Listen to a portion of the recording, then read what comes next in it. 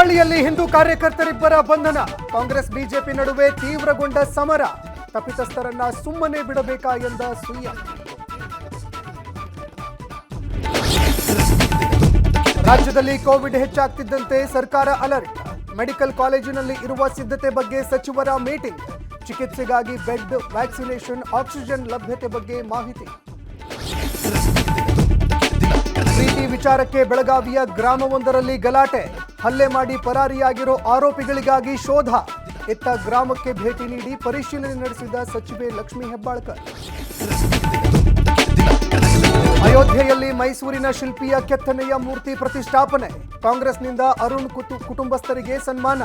ಟಿವಿ5 ಕನ್ನಡದ ಬಳಿ ಸಂತಸ ಹಂಚಿಕೊಂಡ ಶಿಲ್ಪಿಯ ತಾಯಿ. ಚಿಕ್ಕೋಡಿ ಭಾಗದಲ್ಲಿ ಬಸ್ಗಾಗಿ ವಿದ್ಯಾರ್ಥಿಗಳ ಪ್ರತಿಭಟನೆ. ಸ್ಥಳಕ್ಕೆ ಡಿಪೋ ಮ್ಯಾನೇಜರ್ ಬರುವಂತೆ ಪಟ್ಟು. ಧರಣಿ ವೇಳೆ ಇಬ್ಬರು ವಿದ್ಯಾರ್ಥಿನಿಯರು ಅಸ್ವಸ್ಥ.